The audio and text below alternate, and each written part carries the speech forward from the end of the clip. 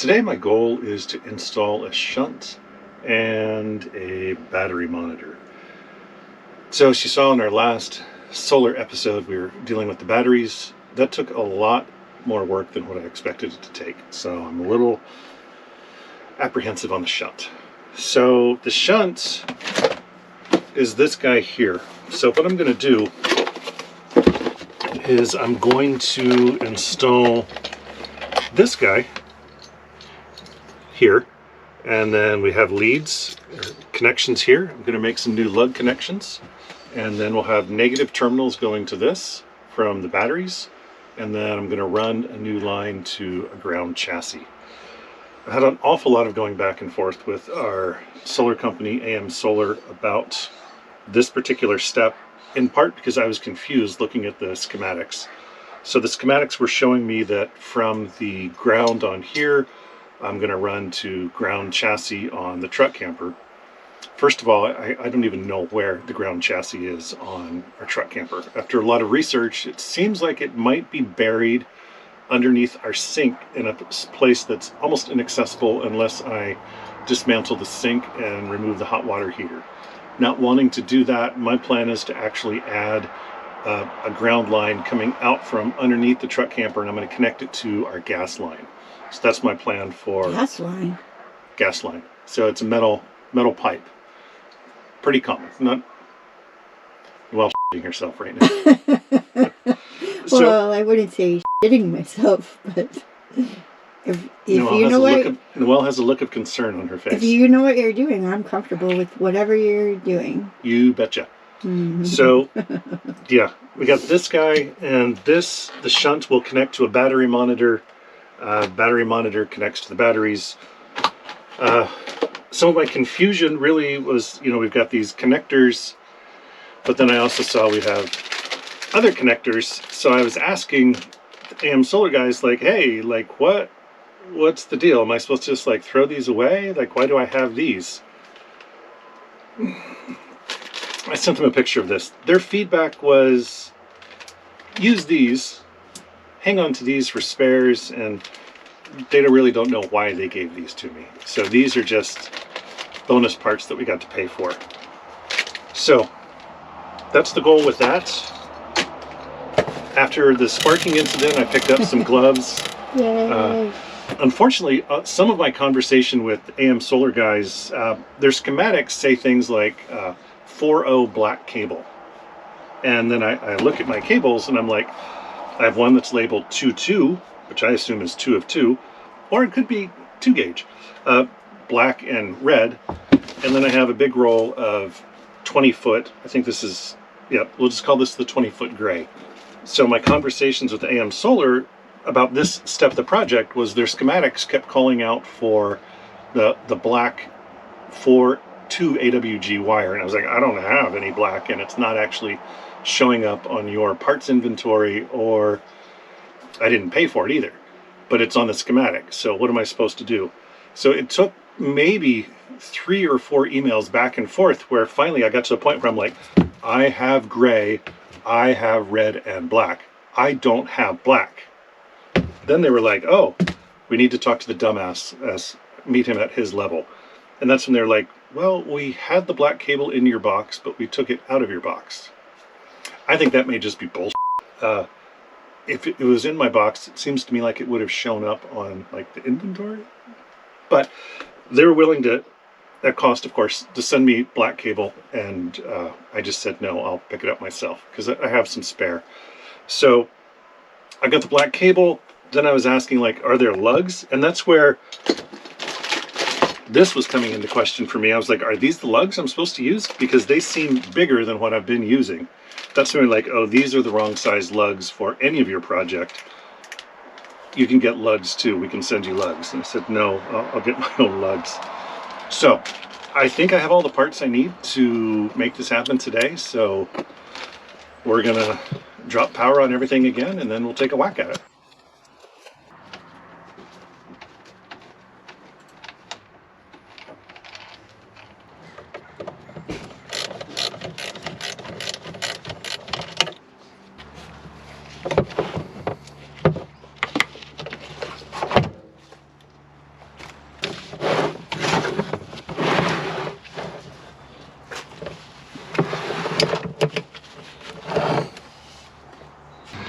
If you recall from last week, I had, well, I mismeasured. I measured my cable, my wire distance from the shortest 2 points instead of measuring it from the longest 2 points. So I'd cut 4 at this length at 24 inches, and actually I needed them to be closer to 36.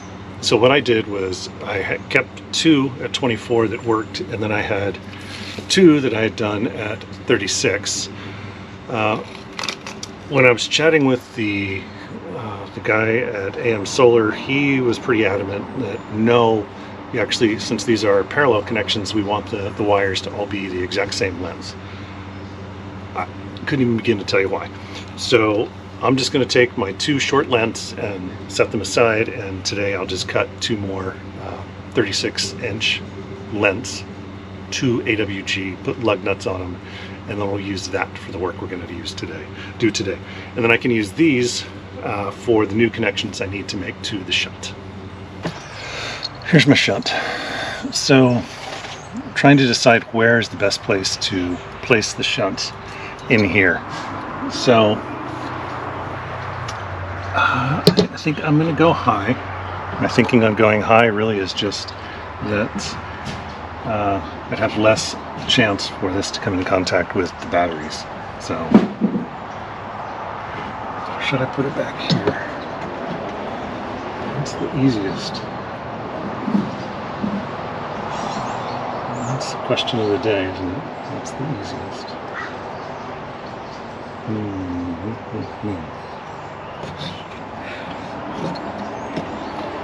Wow. What do you think? So I'm going to connect from my most negative battery to the shunt. So it goes 1, 2, 3. So back there makes the most sense.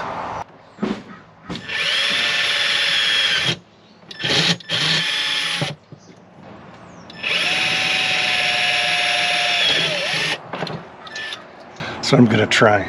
I got little mount things, some screws. So let's see if that'll work for us. I'm trying to crack my head. Can't freaking see in here.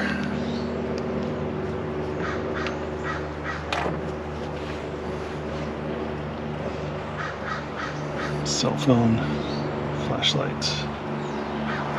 So putting these guys in, drilled a hole, these guys in, I'll screw through the end of this into here, and then I'll have a connection back here. I decided to put it back here because this is where my, for me, number 3 battery will be, my most negative battery. My most negative battery will connect straight to the shunt. So I thought, well, we'll get it close. So we'll try this. So the first molly that I set down here, my angle was off, so it didn't fit. So now I'm just rotating it down here, and I'll put it here. Not my first choice, but that's what I got. Naturally, I only had 2 mollies of that size, so now I've switched to a different size molly, so I needed to drill a different size hole. Just curious, do you see a problem with this? That's what you get when you buy cheap.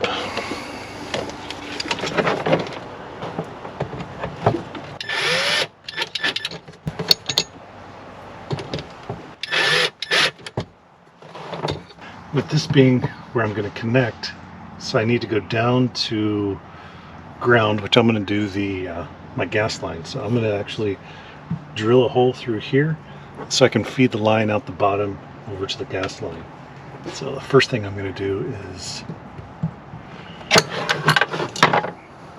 really think about this.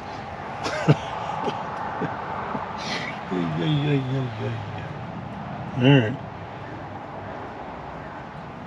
Yep. Okay.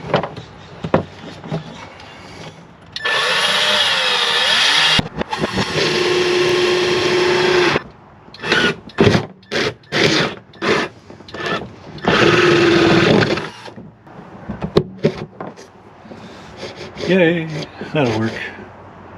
Sitting here kind of looking at the connection. You know, talking about running it to the gas line. I think, you know, I was playing with it. Here, I'll show you. So I just ran an empty line up here. I'll go from here down.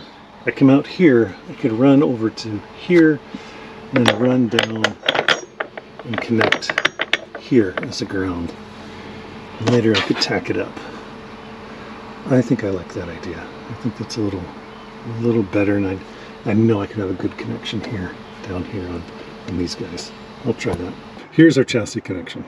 Let's call here's our ground connection. So I went from here, got one hole down here. This is very, very tight. So I'll seal it on the top and the bottom, but I'm not so worried about water coming in through the bottom because it's super, super tight. So we're going to have a line that goes straight from the shunt to my negative battery terminal. So again, I'm just using some extra line that I had from last week, and then the lugs that I just picked up yesterday. This is all falling into the category of connections that I did not get, that were not supplied to us. They're on our schematic, just it's magic. So in this case, magic was us going to Platts, where they were super, super helpful, actually, in getting the supplies that we needed for this wiring. We've reached a good pausing point. Been at it for about 3 hours. I have everything reconnected, and at this point, it seems like nothing is tripping. It's my definition of success right now. Breakers are still on. We're showing power on the charge controller, the old charge controller, and power is again on coming into the system. So I hooked us back up to shore power, got energy coming in. So as far as completely screwing up the wiring, I think I did okay. What I don't have at this point is anything lighting up on the new charge controller display. Part of that I'm not sure, again, with the schematic from the company we're working with. I did wire this the way their schematic shows, which was from the shunt. We had a connection, we have a temperature connection and like a load connection that just goes to the battery, to the negative side of the battery, I should say. But I noticed in the manual for this, they're showing two connections going to one positive and one negative. So that's the manual from the shunt manufacturer. So I'm not sure. There's an app I'm downloading right now. This is a Bluetooth system, so got all the wires plugged in, just nothing's happening as far as the charge controller. Part of that as well may be not the charge controller display. Some of that may be that I don't have the new charge controller integrated into the system yet. That's our next step, really, is to add in the charge controller. So for today, I'm not so worried about it, but I'll show you what it looks like in the battery cabinet. It's cramped. So it ends up, it's busy in here, and truthfully, we're not done with the wiring in here. So what we ended up with, this is our shunt up here on the side. So these are the connections I was just chatting with you about for the little display units. That's our shunt. We've got all of our negative connections on here, and then batteries are wired in parallel. In this case, I'm calling this battery number 1. Battery in the front is number 1. The battery under the sink is battery number 2, and battery number 3 is furthest from me right now. So we have battery 1 wired to battery number 2, then battery 2 went under the sink, wired to battery number 3. That's our parallel connections. So all of our positive connections are coming off of the furthest positive battery, which is number 1, and then all of our negative connections are now on the shunt. So I've got from battery number 3, my furthest negative battery, that's connected directly to the shunt now. Now I no longer have anything in the camper tied directly to battery 3. It's all going to the shunt. So when I say I'm somewhat okay with where we're at, power is flowing through the system. Even when I have shore power turned off, everything lit back up inside. So I think we're flowing correctly. So I'll touch bases in another day or two with the folks at the solar company, and I'll flesh out my next step would be wiring in the charge controller. I'm trying the whole project. My goal is to never take the camper down hard, like when it's not like usable at night. Usable being defined as having no power. Some of our next steps, I think we get closer to that point of I ain't got no power.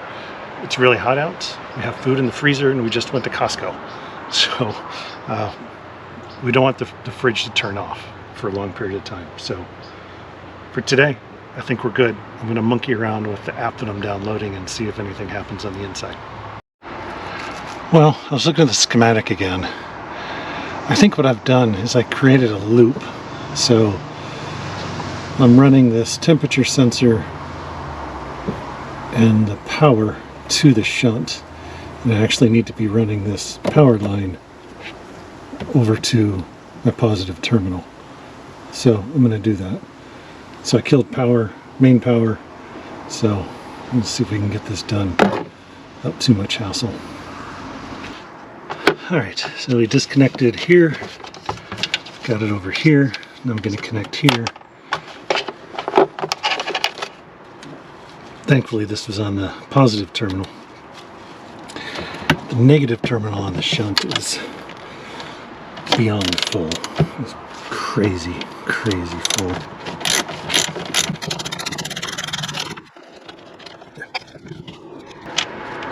See, I'm not sure now that I'm connecting power if I want this on battery number 1 or if I need it on battery number 3. But I don't think for power it would matter, but I'm not sure for reading the battery if it would matter.